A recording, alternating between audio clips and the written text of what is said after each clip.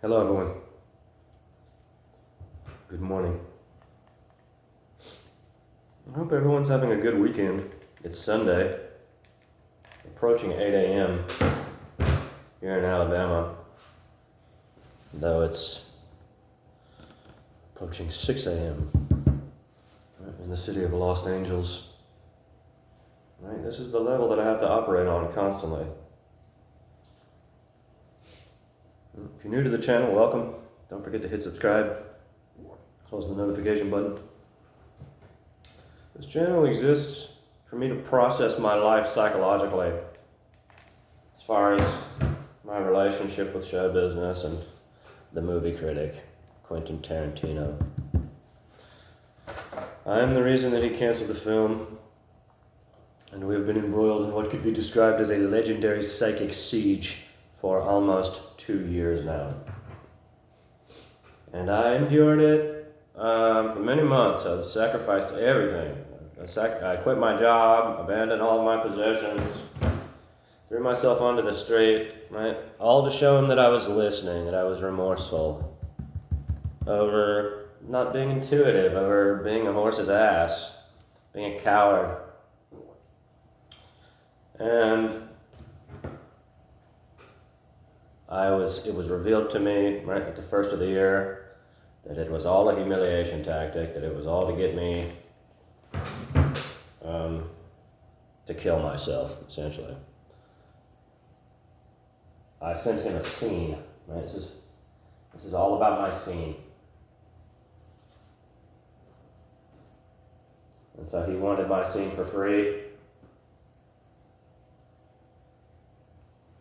And so, if you recall, that's why the trades published that he was selling the script to Netflix, David Fincher, on April Fool's Day. Because they've been embroiled in this campaign to compel me to suicide. And then once I was gone, he would say, "Oh, gotcha. See, there's no David Fincher." Really ugly, dangerous evil. And so, right, I've been writing everyone around him, saying, "What do you have to say about it?" Right? Obviously, Sony has known who I am for a long time. Robert De Niro has known who I am for a long time. Anyone who's acting in the film knows who I am, unless he just didn't tell any of them. And I don't believe that's true. He definitely told Robert De Niro, because at the screening of Jackie Brown, right, everything that was my initiation, and I was a coward. And he resents me for being so strong that I'm prepared to tell everyone this, but wasn't prepared to just relax and become a fucking movie star. Because, right, Brad Pitt did not do as good of a job as I would have. That's objectively true. But in that way, I saw it as me. I don't know what I saw. I guess ultimately I was just afraid because I was alone. And I know that that's lazy. It's a shallow answer. Right? All I had to do was relax. I don't consider that to be a death sentence. Right?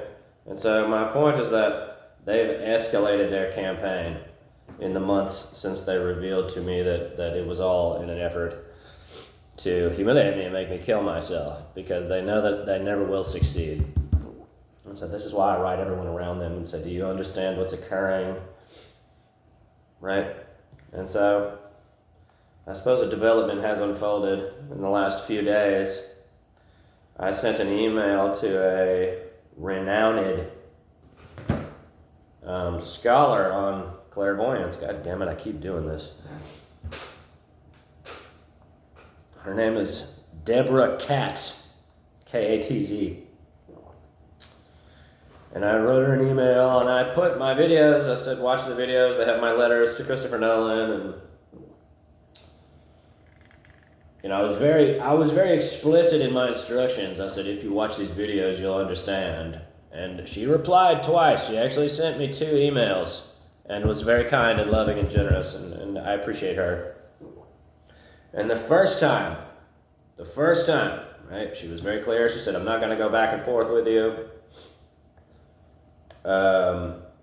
Psychologist, etc., etc. She said it had something to do with my clairvoyance, but, she didn't want to believe me, and so I replied. Even though I knew that she likely wouldn't reply, I replied and said, this is what's occurring, like with the movie Critic. And I gave her, a fairly detailed rundown. And she replied almost immediately and said definitively, right? And I quote, "You are under psychic attack." There it is, right? So she remote viewed me, right? And she felt them hovering inside of my psyche, right? And so when I described everything that had been occurring, right? She doesn't want to believe that, and I don't fault her for that, because these things that I'm talking about is pure evil. Right? There's nothing graceful about this campaign. Right? So that's why we're talking about it, because, right? While I regret being a coward, I don't want to kill myself. I don't want to die. Right?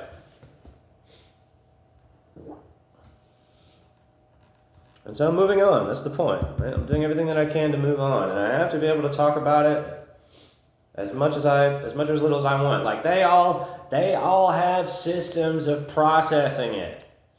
As far as the people who spent so much time watching me, they spent a lot of time. Right? And if anyone who recalls my previous videos knows that I have this idea. It's called the square law. That every time that you remote view an individual, right, the two of you have a connection, spiritually, psychologically, psychically, that is 4 times stronger than it was previously. Just one time. And then the second time it's 9 times stronger. If someone is not intuitive at all, right, if they have no introspection, if they have no spiritual center, right, God fucking damn it. Sorry. Then they likely will never know. But if they are aware, right, then all of these ratios hold true, I feel. The second time would be 9 times stronger. The third time would be 16 times stronger, right, 4 squared. On and on and on and on and on and on and on. So, perhaps it's distributed amongst them. I think it's 4 people, though it could be 2 people, it could be 1 person. Right? That the number is like 200 hours, right, which is 40,000. 200 squared is 40,000. Right? Yeah, it's not 4,000, it's 40,000. Because 200 times 5 is 1,000.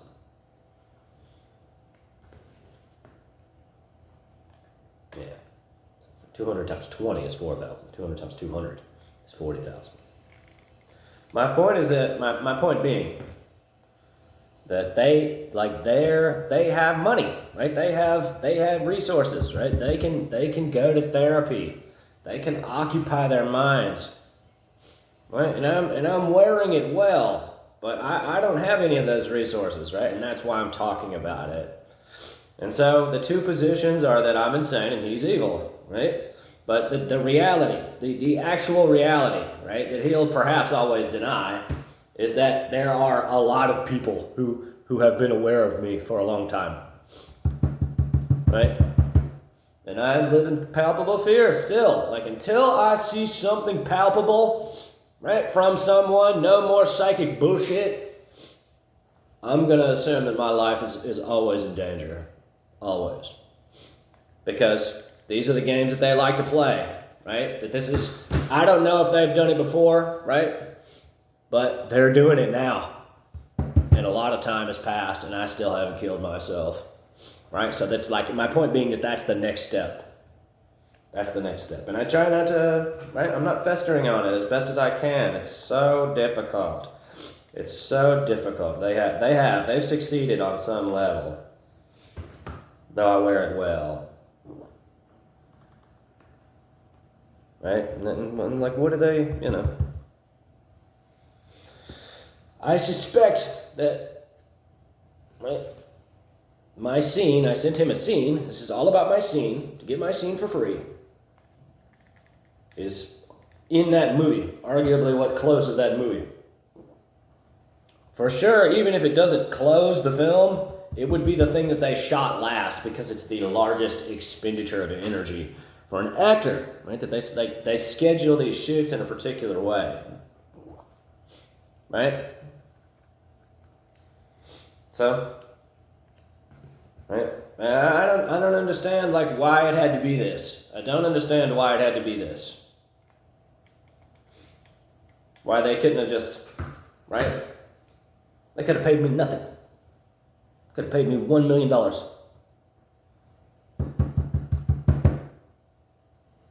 Right?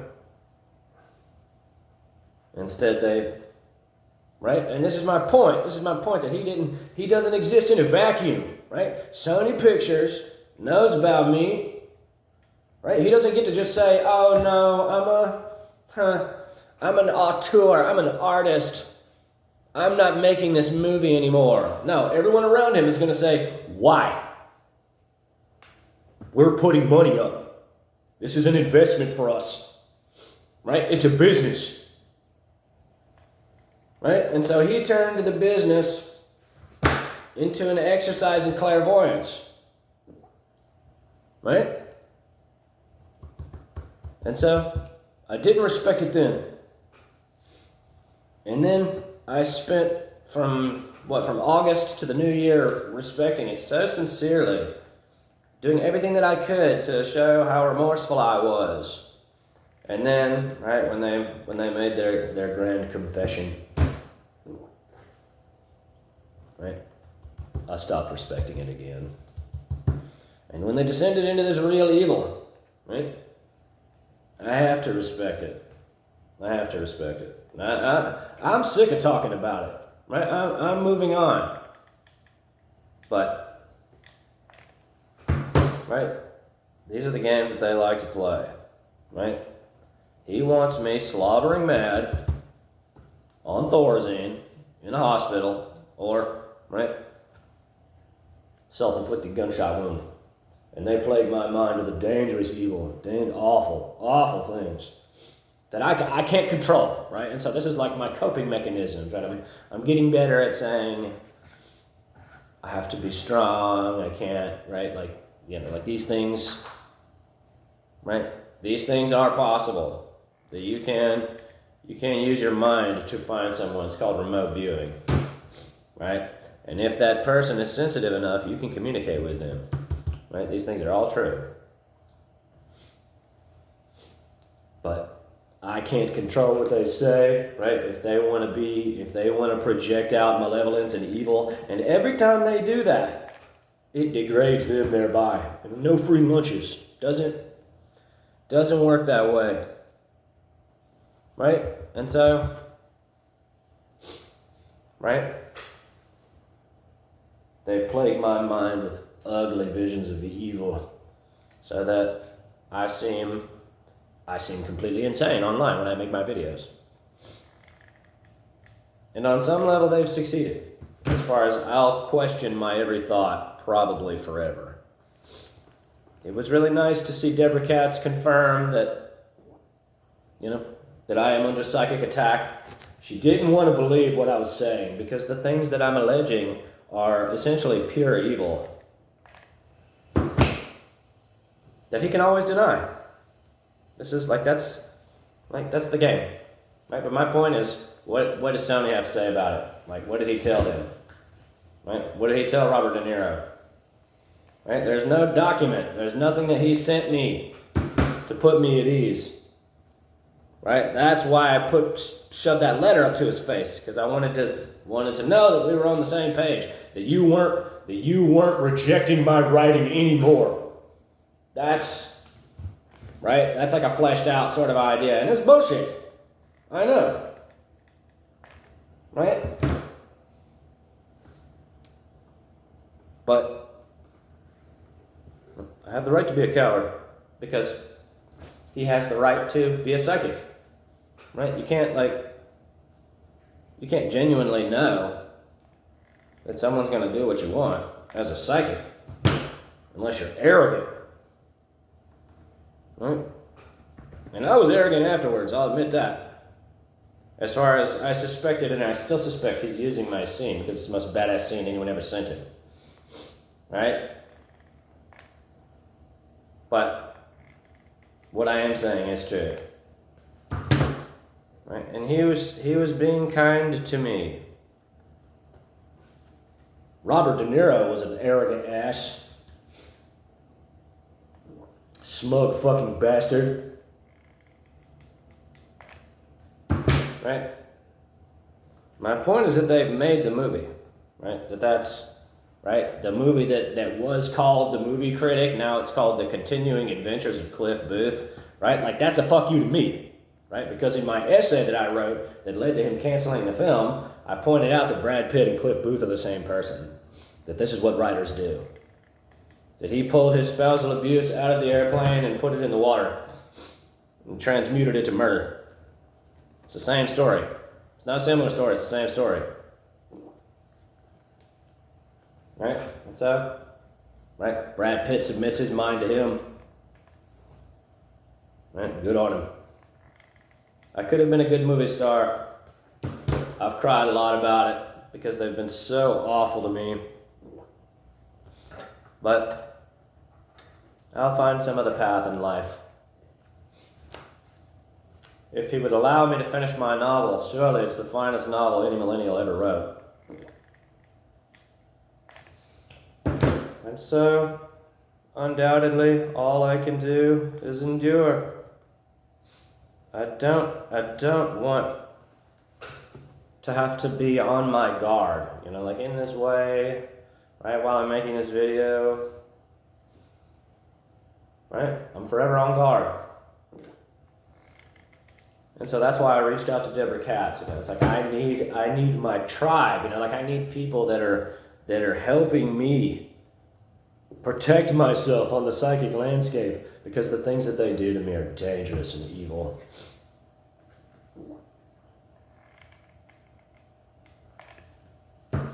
Coping mechanisms, all these things, right?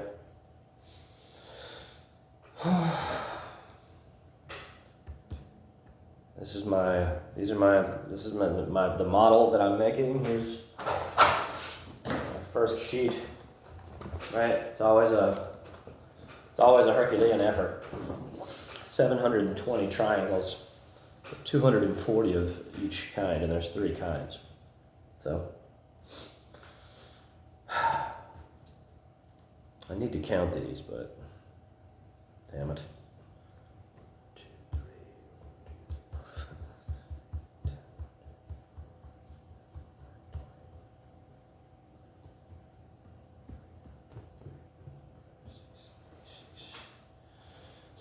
18, that's 108, okay.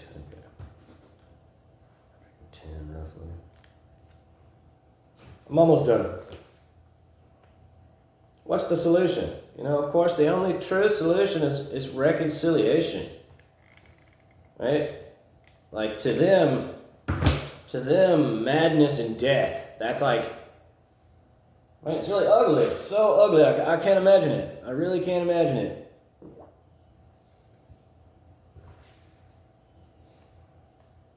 And so now, right, if my letters have gotten through,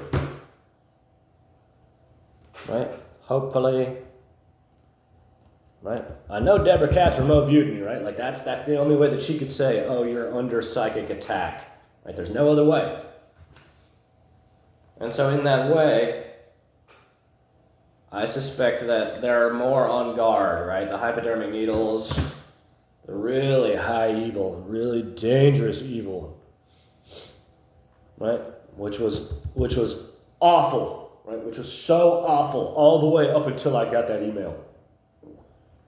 Has subsided. I don't know that it will stay that way. Like I never know. But I'm making my models. I'm playing guitar, living my life. Trying to be still and know that I'm God. Right?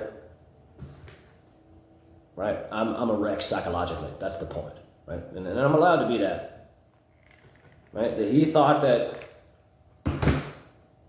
I was this brash, cocky, confident guy, actor, right? And so while that's true, I'm a confident writer and actor. Right? And so he refused my letters twice between the time that he canceled the film and Tribeca. Right? And so I'm allowed to cast my allegiances with simple honesty. Right? Sure, I have regrets. I want him and Daniela to be happy. We're so close. It's a case study. That's my point. 40,000 times stronger than the average connection mine and this group is. If it's just him, if it's the two of them, if there's four of them, another girl and another guy. So in that way, right, let's talk about Tribeca for a second. While I was waiting in line, very pretty girl, gold skin, great legs, came out and gave me the once over, like hard, like she came to the box office of the theater, and I knew in that moment. It's like, oh, she knows who I am. Right? I didn't talk about it at all, right? And then I think she's the other girl, right? And then when I got up, right, a guy came up with a poster, and he was standing, and I think he's the other guy, right? And so, right, let's just say that nothing occurs, right? Eventually, I'll have money, and I'll sue Tribeca, and Fish, and David Berlinski. I'll sue everyone around it, not Quentin. That's too easy.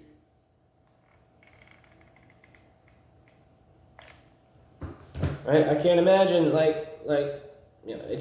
it's hard for her. It's hard for Deborah Katz or anyone to accept my claim, because what I am saying is pure evil. Right? It's the abuse of wisdom.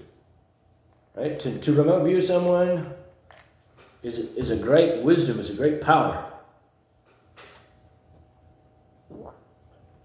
Right?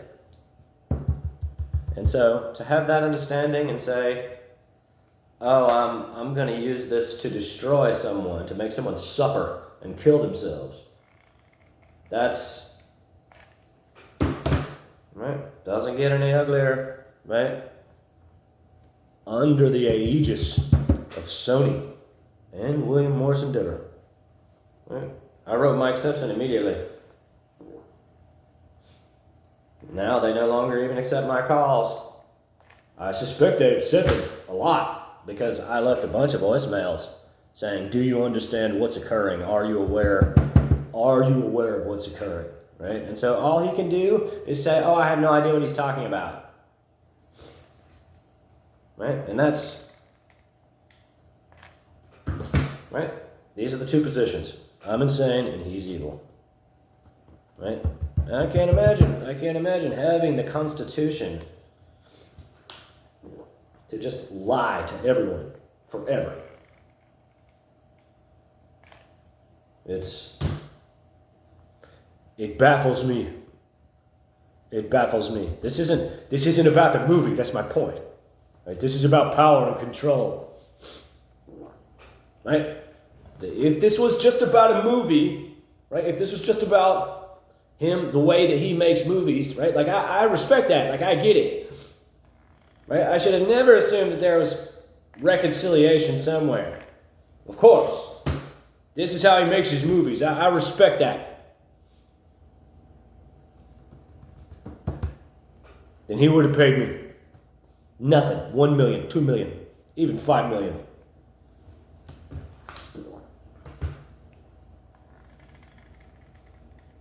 Instead, right, him and the people around him said, no, we're gonna make this guy kill himself. And they'd aged me miserably. I suppose I still got it, right? As far as this girl at the bar walked by me and she said, "He looks so good." And that was nice. That was nice. I didn't talk to him.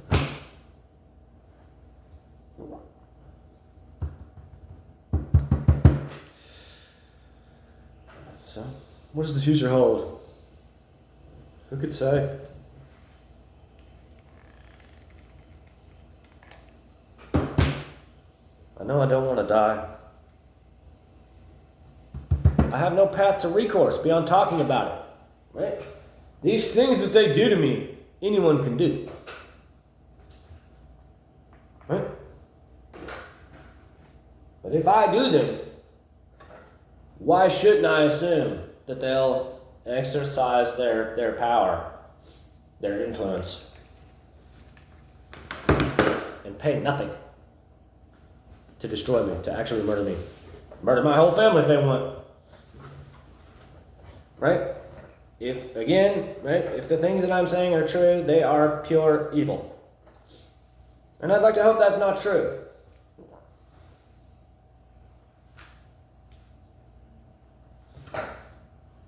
So, as far as the models, right? It's going to become something like this. Right? This is the rhombicosidodecahedron. I don't know how many faces. What is this? 12, 32, 5.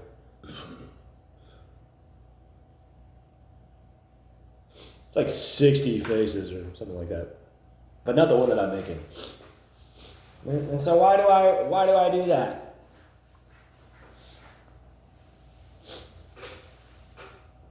In New Age, but not necessarily New Age, spirituality. In a spiritual understanding, there is this school whose name I've never been particularly keen on, called sacred geometry. I've never liked the word sacred. I always thought that it put an undue burden of mysticism on it.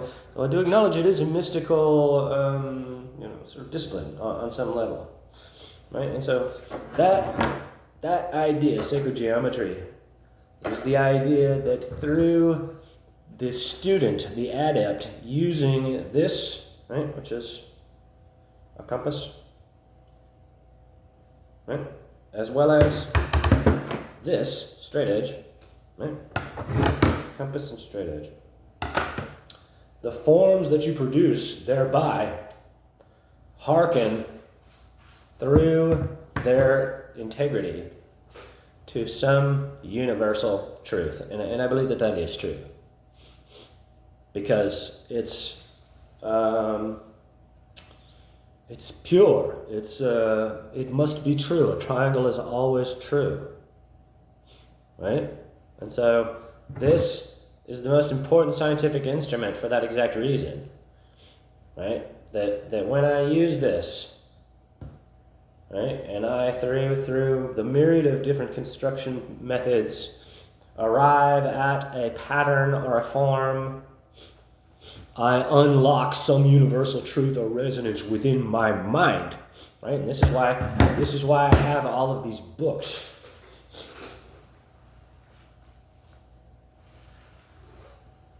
Books like this, Order in Space, right? Keith Critchlow. Books like this, Polyhedron Models, right? Magnus Weininger. Right? Books like this, Spherical Models, right? Which is where the information for these come from, the one that I'm making right now. Right? That by reading them, by studying the patterns, right, and imbuing them within my psyche, within my psychic, spiritual, intellectual, psychological constitution, I imbibe a universal harmony thereby. Right? And so in terms of what's occurring here, right, I decided to make all of the models in this book to fortify my psyche against, right, the malevolence that they seek to plague me with. And so the fear, right? The fear is that they can't calm down, right? Like that's the fear. That they're like, if what I'm saying is true, right? If what I'm saying is true, then there must be an argument within this idea that there is a part of them that fears leaving me loose in the world, because they know that I can do all of the same things. It's not difficult, right? It's just novel, right? It's just clever, right? Can anyone remote view? No. But everyone has the potential within them to do so. And again, right? I've done everything that I can to bring everyone into the conversation, as far as everyone around him. And I would like to hope that, they're not outright evil. And I just have to take it day by day, But, right, we make the models, right? Right? This is why people this is why people use the compass to make these forms. Like this has 29 arcs in it, right? That's a prime number, right? That's its own high magic. Right? And so if I wanted to remote view someone, right, I could draw their head right there in the middle.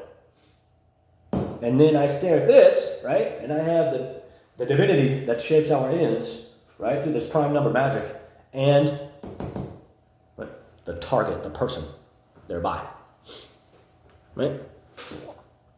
Right? This is why you see occultists casting pentagrams on the floor, right, out of chalk, right? Because the intersections, right? It's a book. It's called Shape Power, right? That the corners where two edges of a polygon meet, right, pool and coagulate electromagnetic energy, right? And so this is the whole idea behind, right, like intention and remote viewing, right? Like, say, all of these things that we call clairvoyance, right? Remote viewing, etc., they're all the same things that people refer to as magic and sorcery in centuries past. It's the engendering of an electrical condition within the brain of the adept, right?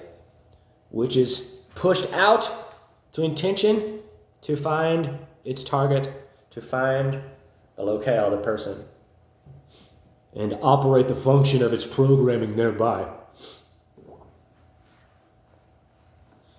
So this is why we make the models, right? This is why I read the books. I suppose I'll go sing a song, maybe.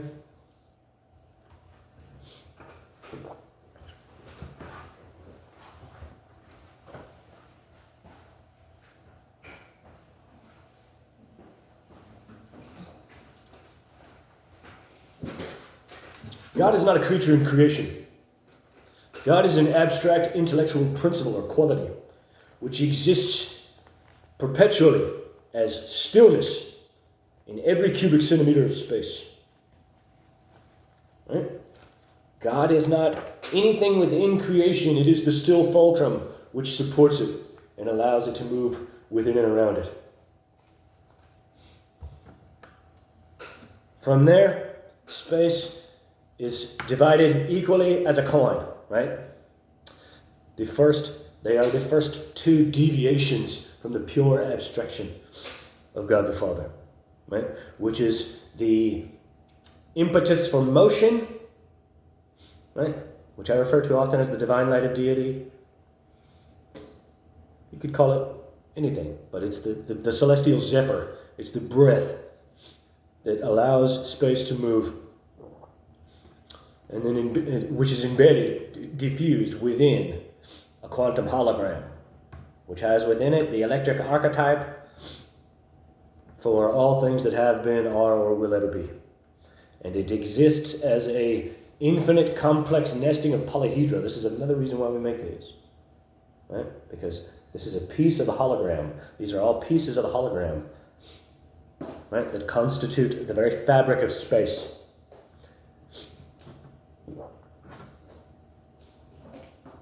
So when you meditate, right, and the atheist says there's nothing to pray to, know that they're right, but they're also wrong. Because what is inert space, what is seemingly blank space, is in fact perpetually pregnant with the potential to manifest all of anything that could ever or will be. Right? And so when you close your eyes and say, I'm seeking hope, I'm seeking calm, I'm seeking power. Right? That they're all the same idea. Be still, it says over 50 times in the Bible. So,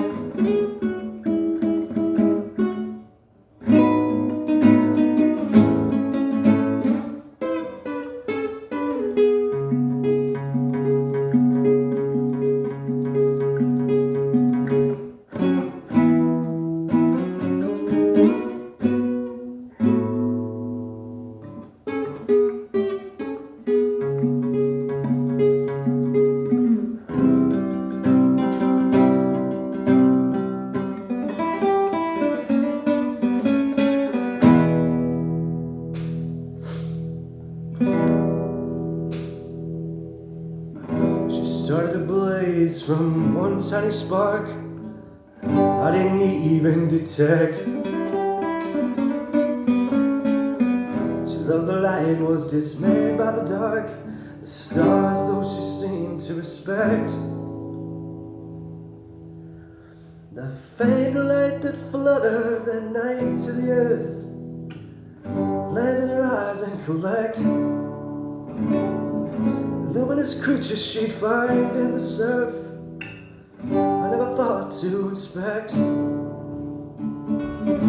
Pebbles and marbles like things on my mind seem to get lost and harder to find. When I'm alone I am inclined, if I find a pebble in sand, to think that it fell from my hand.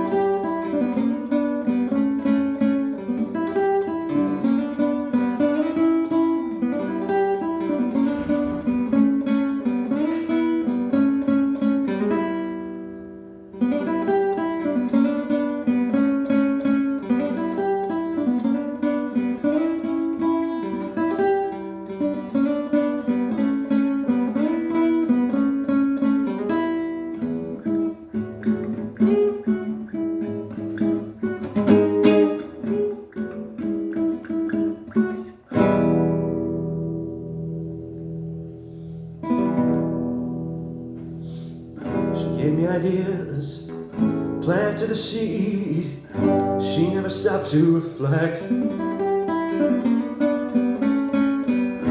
Course that she's on where it leads, redirect. Pebbles and marbles like words from a friend, make us all tight but are lost in the end. When we're alone we all seem to tend, if we find a marble in dust, to wish someone left it for us.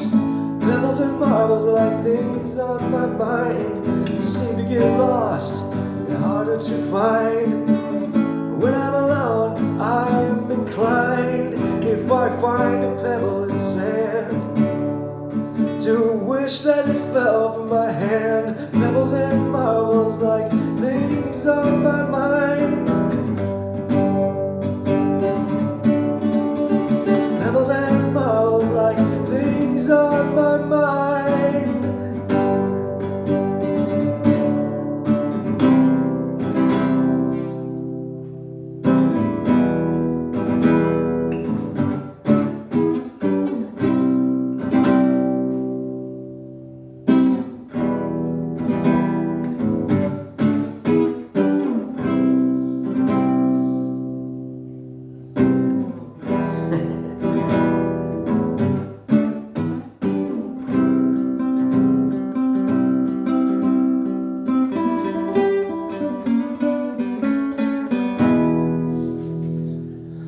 Well, it's not the true ending. Call it a busking version. If I had a band, I could do the whole thing, but it's just no point. Know that life is not an accident. All of life emerges out of a noble divinity, which is known as stillness. Right? And so, you can say that life has no meaning, that it's a chaotic, nihilistic accident, or you can be still and know that that moment between heartbeats, that's the source of all creation. God bless.